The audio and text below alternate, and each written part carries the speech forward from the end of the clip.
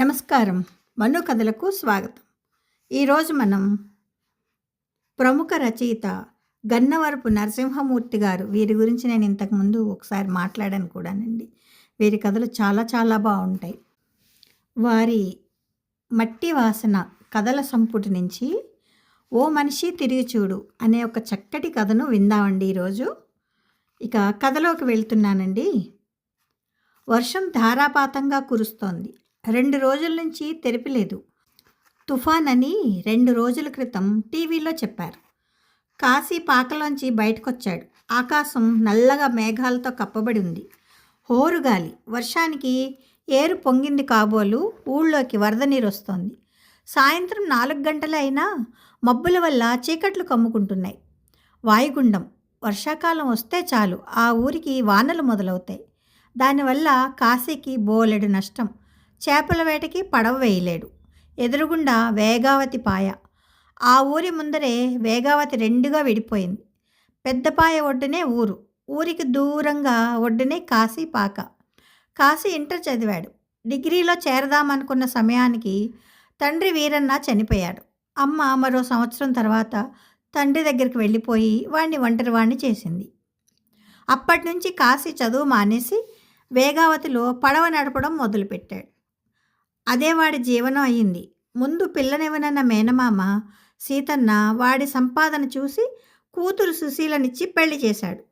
పెళ్లి తర్వాత ఖర్చులకు పనికొస్తుందని టీ దుకాణం పెట్టాడు. వేగవతిలో మధ్యాహ్నం దాకా పడవ వేసి ఇంటికి వస్తాడు. అప్పుడు భోజనం చేసి టీ దుకాణం తెరుస్తాడు. చాలామంది జాలరి వాళ్ళు టీ గురించి వస్తారు. 2 రోజుల నుంచి జోరున వర్షం, ముసురు వల్ల టీ దుకాణాన్ని తెరవలేదు కాశీ. గాలి వర్షం మరింతగా పెరగడంతో బయటకు వచ్చి చూశాడు. ఆ వర్షపు హోరుకి పూర్తిగా తడిసిపోయి లోపలికి వచ్చేశాడు. మామ టీ తీసుకో అంటూ సుశీల పిలవడంతో కాశీ ఆలోచనల్లోంచి బయటపడి టీ కప్ అందుకున్నాడు. ఇంతలో మళ్ళీ జల్లు మొదలైంది.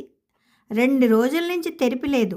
ఇంటి మెంగిట్లోకి వచ్చేసరికి పూర్తిగా తడిసిపోయాడు. సుశీల లోపల నుంచి తువ్వాలు తెచ్చి ఇచ్చింది. గట్టిగా తలను తుడుచుకొని బట్టలు మార్చి కొత్త లుంగీ బనీను వేసుకున్నాడు. ఇప్పుడు వెచ్చగా ఉంది. దానికి తోడు తాగిన వేడి వేడి టీ. ముసురు పట్టినప్పుడు ఇంటి చూరు ముందు కూర్చొని ఏరును చూస్తూ టీ తాగడం చిన్నప్పటి నుంచి కాశీకి ఇష్టం. ఇంతలో ఒక వ్యక్తి బ్యాగ్ పట్టుకొని తన ఇంటి వైపు రావడాన్ని కాశీ గమనించాడు. ఈ టైంలో ఎవరు చెప్పమా ఇటు వస్తున్నారు అని చూరు దగ్గరికి వచ్చి చూశాడు. ఆ మనిషి పరుగున ఇంట్లోకి వచ్చేశాడు. బ్యాగు పూర్తిగా తడిసిపోయింది. అప్పుడు చూశాడు ఆ వ్యక్తిని. చామంచాయ రంగులో 6 అడుగుల పొడవున్నాడు. వర్షం బాగా కురుస్తోంది. బయట నిలబడడానికి బస్ స్టాప్ లేదు. అందుకే మీ ఇంట్లోకి రాక తప్పలేదు అన్నాడు ఆ వ్యక్తి. బాబు, ఈ ముసలు ఇలా వచ్చారేమిటి? అయినా ఎలా వచ్చారు అన్నాడు కాశీ. కారులో. మా డ్రైవర్ ఇక్కడ దింపేసి వెళ్ళిపోయాడు. ఇప్పుడు ఏటవతల శివడవలసకి వెళ్ళాలి. పడవ వేస్తావా అని అడిగాడు. ఏరు 2 వడ్లని రాసుకుంటూ పొంగుతోంది. ఇప్పుడు పడవేస్తే ఇంకా వెనక్కి రావడం ఉండదు. అందులోనూ ఈ ఏరు దొంగేరు. ఎందన్నో తనలో కలిపేసుకుంది. ఇప్పుడు పడవేయడం కుదరదు అన్నాడు కాశీ. పోనీ తెల్లవారి కుదురుతుందా? నేను అర్జెంటుగా వెళ్ళాలి. శివడవలస మా అత్తారు ఊరు. నా భార్య పురిటికని ఆ ఊరు వెళ్ళింది. నిన్న రాత్రి నుంచి నొప్పులు వస్తున్నాయని మా మామగారు చెప్పారు. అందుకే వర్షం ముసురు అని తెలిసినా ఇలా వచ్చేశాను. నేను ఎలాగైనా వెళ్ళాలి, లేకపోతే నా భార్యకి ప్రాణాపాయం కలుగుతుంది అన్నాడు. అంతగా ప్రాణాపాయం అయితే మీరెళ్ళి మాత్రం ఏడ్ చేయగలరు? ఏ డాక్టర్కో చూపించాలి కానీ అన్నాడు కాశీ. నేను డాక్టర్నే. అందుకే నేను వెళ్తే ఆమెకి ఏ అపాయం ఉండదు. సులభంగా ప్రసవం అయిపోతుంది. మందులన్నీ పట్టుకొచ్చాను. నన్ను ఎలాగైనా ఏర్ దాటిస్తే చాలు అన్నాడు. అతను ఎప్పుడైతే డాక్టర్ అని చెప్పాడో కాశీకి అతనంటే గౌరవం కలిగింది. వెంటనే నమస్కారం బాబు అంటూ నులక మంచం వేశాడు. అప్పటికి ఆ వ్యక్తికి వణుకు తగ్గింది. బాబు, లోపలి గదిలోకి వెళ్ళి బట్టలు మార్చుకోండి అన్నాడు కాశీ. అతను వెంటనే బ్యాగ్ తీసుకుని లోపలికి వెళ్ళి 10 నిమిషాల తర్వాత బట్టలు మార్చుకొని వచ్చాడు. మంచం మీద కూర్చున్నాడు. సుశీల వేడి టీ కాచి తెచ్చిచ్చింది. ఆమె గర్భవతిలా కనిపిస్తోంది. మనిషి ఆయాసపడుతోంది. అతనికి ఆ టీ ఆ సమయంలో అమృతంలా అనిపించింది. వెంటనే గ్లాస్ అందుకొని టీ తాగడం మొదలుపెట్టాడు. 6 గంటలైంది. అతనేమీ తాగలేదు. అందువల్ల ఆ టీ నిజంగా అమృతంలాగే రుచిగా అనిపించింది. ఆ వేడి టీ తాగిన తర్వాత అతను కాస్త స్థిమితపడ్డాడు. బాబు, తమదే ఊరు అని అడిగాడు కాశీ. నాది విజయనగరం. అక్కడ నేను గవర్నమెంట్ డాక్టర్ని. బాబు, ఏటనుకోకపోతే తమరి పేరు అని అడిగాడు కాశీ. నా పేరు శ్రీకాంత్. డాక్టర్ శ్రీకాంత్ అంటారు అన్నాడతను. చీకట్లు ముసురుకుంటున్నాయి. ఒక పక్క హోరుమని ఏటిగాలి. చెట్లన్నీ ఊగిపోతున్నాయి. వర్షం తగ్గలేదు సరికదా, ఇంకా రాను రాను పెరిగిపోతోంది. శ్రీకాంత్ టైం చూసుకున్నాడు. 8 గంటలైంది. కాశీ, ఎలాగైనా నేను నా భార్య దగ్గరికి వెళ్ళాలి. లేకపోతే ఆమె ప్రాణానికే ప్రమాదం. ఏరు తగ్గినట్లుంది. ఇందాకటి హోరులేదు. ఎలాగైనా పడవ వేసి నన్ను ఏరు దాటించవా? నీ మేలు మర్చిపోను అన్నాడు డాక్టర్ శ్రీకాంత్. బాబు, తమరు డాక్టరు, మీకు చెప్పేటంతటోనా? రాను రాను వర్షం పెరిగిపోతోంది. ఇప్పుడు పడవేస్తే ఏట్లో వరదకి మునిగిపోవడం ఖాయం. ఈ చీకట్లో వరద పొంగుతున్న సమయంలో పడవ అస్సలు వేయకూడదు. మా తాత ఇలాగే చేస్తే అది వరద ఉధృతికి మునిగిపోయి చచ్చిపోయాడు. అప్పటి నుంచి రాత్రిపూట పడవ వేయొద్దని మా అయ్య చెప్పేవాడు. అందుకని నా మాట విని ఈ రాత్రికి హాయిగా మా ఇంట్లోనే ఉండిపోండి. ఏదైనా ఇంత వండి పెడతాము, తిని నిద్రపోండి. తెల్లారి వర్షం తగ్గితే పడవేసి తమని ఎలాగైనా ఏరు దాటిస్తాను. ఇంత రాత్రిపూట వెళ్ళడం ప్రమాదం అన్నాడు కాశీ. అతని మాటలు విని శ్రీకాంత్ గొడుగు వేసుకుని బయటికెళ్ళాడు. వర్షం దంచి కొడుతోంది. గాలి జోరికి గొడుగు ఎగిరిపోయింది. మెల్లగా అతి కష్టం మీద అతను ఏటి ఒడ్డుకు వెళ్ళాడు. ఏరు ఎర్రటి బురద నీటితో 2 గట్లను ఒరుసుకుంటూ పారుతోంది. శ్రీకాంత్ కాసేపు అక్కడ నిలబడి కాశీ ఇంటికి వచ్చేశాడు. చీకట్లు కమ్ముకుంటున్నాయి. సూర్యుని చూసి 2 రోజులైందని కాశీ శ్రీకాంత్తో చెప్పాడు. కాశీ, రేపు ఉదయం తెల్లారక ముందే రేవు దాటిస్తావా? అలా అయితే రాత్రికి ఇక్కడే ఉంటాను అన్నాడు శ్రీకాంత్. తప్పకుండా బాబు. ఈ వర్షం తగ్గిపోతే ఏటి వరద గంటలో తగ్గిపోతుంది. ఈ రాత్రికి వర్షం తగ్గిపోవాలని దేవుడికి మొక్కుకోండి అన్నాడు కాశీ. ఇంతలో సుశీల వచ్చి, డాక్టర్ బాబు గారికి భోజనం వడ్డించమంటావా అని అడిగింది. కాశీ డాక్టర్ గారి వైపు తిరిగి, సార్, వంట అయిపోయింది, భోజనం వడ్డించమంటారా అని అడిగాడు. అప్పటికే శ్రీకాంత్కి ఆకలి మొదలైంది. అలాగే ఇద్దరం తిందాం అన్నాడు. సుశీల అపసోపాలు పడుతూ ఇద్దరికి స్టీల్ కంచాలు, వేడివేడి అన్నం, దాని మీద పప్పుచారు వడ్డించింది. పప్పుచారు వడ్డిస్తుంటే దాని వాసన ముక్కుపుటాలకు సోకుతూ శ్రీకాంత్కి ఆకలిని మరింత పెంచుతోంది. ఆ వేడి అన్నం పప్పుచారుని కలుపుకొని ఆవురావురమని తినడం మొదలుపెట్టాడు. కాశీ అతనికి దూరంగా తను కూడా అన్నం కలుపుకొని నోట్లో పెట్టుకున్నాడు. కాసేపు వర్షం తెరిపించింది. బయట కీచురాళ్ల చప్పుళ్ళు తప్ప అంతా నిశ్శబ్దంగా ఉంది. సుశీల వడ్డిస్తుంటే ఆయాసపడుతుంటే డాక్టర్ శ్రీకాంత్ ఆమెను చూస్తూ, ఎన్నో నెల ఈమెకు అని అడిగాడు. బాబు, 9 వచ్చి 15 రోజులైంది. మళ్ళీ వారం పురుడు రావచ్చు అన్నాడు. మందులు అవి సరిగ్గా వాడుతున్నారా అని అడిగాడు. బాబు, ఇక్కడ ఎవరిస్తారు? డాక్టర్లు ఎవరు ఈ ఊళ్ళోకి లేరు కూడా. అవసరం పడితే ఈ ముసురు తగ్గితే పట్నం తీసుకెళ్తాను అన్నాడు కాశీ. అవసరం లేకపోతే హాస్పిటల్కి తీసుకెళ్ళవా? ఇంట్లో పొరుడు పోయడం ప్రమాదం. నాటు వైద్యాలు అసలే పనికిరావు. ప్రాణానికి ప్రమాదం. నేను 2 రోజుల తర్వాత విజయనగరం వెళ్తాను. నువ్వు 4 రోజుల తర్వాత నా హాస్పిటల్కు తీసుకురా.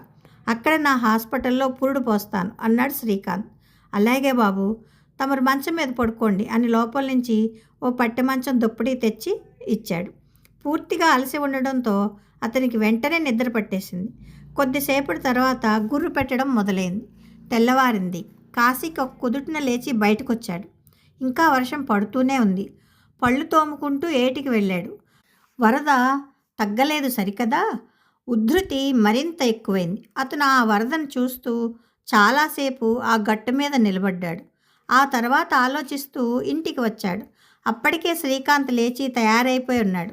బయలుదేరదామా కాశీ అని అడిగాడు. కాశీకి ఏం చెప్పాలో తెలియటం లేదు. ఆ వరదలో పడవ వేయడం చాలా ప్రమాదం. అతనికి వరదలో పడవ వేయడం అంటే తన తాత గుర్తుకు వస్తున్నాడు. సుశీల అతనికి సైగ చేసి లోపలికి రమ్మంది. కాశీ తిన్నగా లోపలికి వెళ్ళాడు. మామ, ఏటి వరద తగ్గలేదు, పడవ వేస్తే ప్రమాదం అంది మెల్లగా. తప్పదే వెళ్ళాలి, డాక్టర్ గారికి మాటిచ్చాను, అన్నిటికీ ఆ దేవుడే ఉన్నాడు అంటూ బయటకొచ్చాడు. అప్పటికే శ్రీకాంత్ బయట నిలబడి చూస్తున్నాడు. ఇద్దరూ ఆ వర్షంలో గొడుగులేసుకొని రేవు దగ్గరికి బయలుదేరారు. గాలి ఉధృతి తగ్గలేదు. వర్షం జోరు తగ్గింది. కాశీలో తెగింపు మొదలైంది.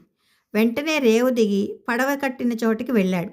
కాసేపటికి పడవని బయటకు తీశాడు. తూర్పు వైపు తిరిగి సూర్యుడికి దండం పెట్టి డాక్టర్ గారిని అందులోకి ఎక్కించాడు. కొద్దిసేపటికి పడవ ఆ వరదలో బయలుదేరింది. కొద్ది దూరం వెళ్ళిన తర్వాత, ఒరేయ్ కాశీ, ఎల్లకు, వెనక్కొచ్చేయి అని ఇంకో పడవాడు భీమన్న గట్టిగా పిలిచాడు. కానీ కాశీ అతని మాటలు వినకుండా పడవని తెడ్డుతో ముందుకు ఉరికించాడు. ఒక పక్క హోరుగాలి, బోరుమని వర్షం, దిక్కులెదరేలా ఉరుములు మెరుపులు. వరద ప్రవాహానికి పడవ బాగా ఊగిపోతుంది. డాక్టర్కి ఆ పడవ ఊగుతుంటే భయం వేయసాగింది. కొద్దిసేపటికి పడవ ఏటి మధ్యకు చేరుకుంది. ఒక్కసారిగా వరద ఉధృతి మరింత పెరిగింది. ఆ వేగానికి పడవ ప్రవాహంతో పాటు కిందకు వెళ్ళిపోసాగింది. కాశీ తెడ్డుతో దాన్ని ఆపి ఒడ్డుకి నడిపించడం మొదలుపెట్టాడు. అలా ఓ గంట కష్టం తర్వాత పడవ అవతలి ఒడ్డుకి చేరుకుంది. డాక్టర్ వెంటనే పడవ దిగి, వస్తాను కాశీ, నీ భార్యని పురిటికి మా హాస్పిటల్కి తీసుకురావడం మర్చిపోవద్దు. పట్నంలో నా పేరు చెప్తే హాస్పిటల్ పేరు ఎవరైనా చెప్పేస్తారు అంటూ తన కార్డు ఇచ్చి వెళ్ళిపోయాడు.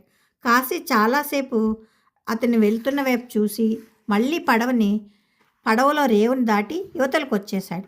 ఏ ప్రమాదం లేకుండా తిరిగి వచ్చిన మొగుడిని చూసి ఎంతో ఆనందపడింది సుశీల. వారం తర్వాత సుశీలకి నొప్పులు మొదలయ్యాయి. హోమియోపతి మందులిచ్చే నాంచారే వచ్చి చూసి రేపు ఈ పాటికి పురుడొచ్చేస్తుందని చెప్పడంతో ఏం చేయాలో తోచలేదు కాశీకి. ఆ సమయంలో వారం క్రితం ముసురులో తమింటికి వచ్చిన డాక్టర్ శ్రీకాంత్ గుర్తుకొచ్చాడు కాశీకి.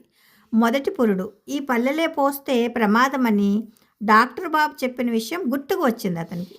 వెంటనే సుశీలని బస్సులో పట్నం తీసుకెళ్ళాడు. ఉదయం 10 గంటలకి బస్సు పట్నం చేరుకుంది. అక్కడి నుంచి తిన్నగా ఆటోలో ఇద్దరూ డాక్టర్ గారి హాస్పిటల్కి బయలుదేరారు.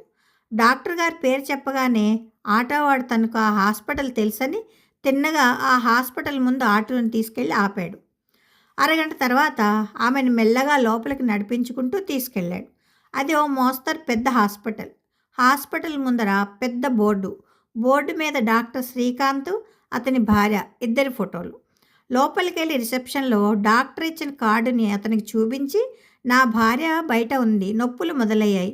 క్రితంసారి డాక్టర్ గారు మా ఇంటికి వచ్చినప్పుడు నా భార్యని ఈ ఆసుపత్రికి తీసుకురమ్మన్నారు అని చెప్పాడు. డాక్టర్ గారు ఎవరితోనూ మాట్లాడరు, మీరు డబ్బులు కడితే చేర్పించుకుంటాం అన్నాడు అతను. బాబు, అంత డబ్బులు నా దగ్గర లేవు. డాక్టర్ గారికి పడవ కాశీ వచ్చాడని చెప్పండి, తప్పక నన్ను లోపలికి రమ్మంటారు అన్నాడు మళ్ళీ ఆశతో. నీకేం పిచ్చా? డాక్టర్ గారంటే నీ ఫ్రెండ్ అనుకున్నావా? ఈ ఊరికల్లా గొప్ప డాక్టరు నీలాంటి వాళ్ళు ఎందరో, అందరికీ ఫ్రీగా వైద్యం చేస్తే ఈ హాస్పిటల్ నడిచినట్లే అన్నాడు నవ్వుతూ. కాశీకి అతని మాటలు శూలాల్లా తగలసాగాయి. ఏం చేయాలో తోచడం లేదు. బయట సుశీలకి నొప్పులు మొదలయ్యాయి. ఒక్కసారి బయటకు వచ్చి ఆమెను చూసి మళ్ళీ రిసెప్షన్ దగ్గరికి వచ్చాడు. ఈసారి అతను కాశీని చూసి బాగా చిరాకు పడ్డాడు. నీకెన్నిసార్లు చెప్పాలి?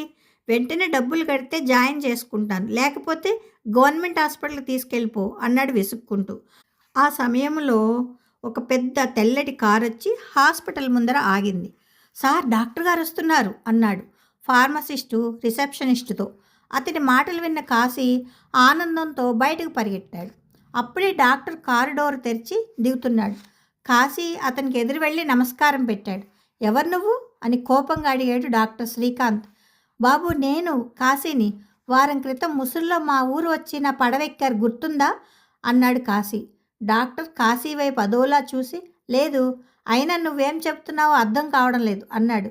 నేను బాబు కాశీని. ఆ ముసురు రాత్రి మీరు మా ఇంట్లో ఉన్నారు, నేను మిమ్మల్ని ఏరు దాటించాను, గుర్తులేదా అన్నాడు కాశీ. నువ్వేం చెప్తున్నావో అర్థం కావట్లేదు. గిరి, ఇతన్ని బయటికి పంపించండి అంటూ లోపలికి వెళ్ళిపోయాడు శ్రీకాంత్. కాశీ అతని మాటలకు బెక్క చచ్చిపోయాడు.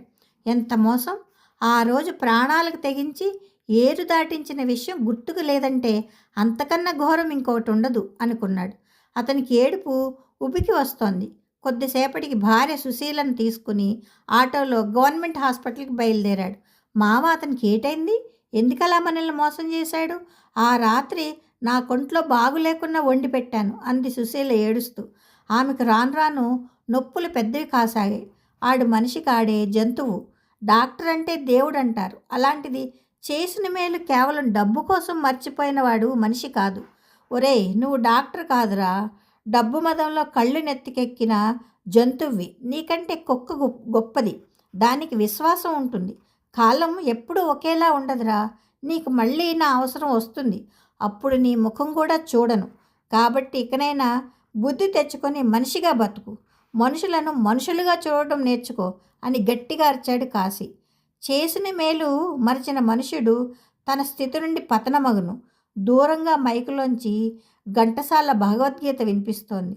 ఆటోలో సుశీలను తీసుకుని కాశీ ప్రభుత్వ ఆసుపత్రికి బయలుదేరాడు. కథ సమాప్తం.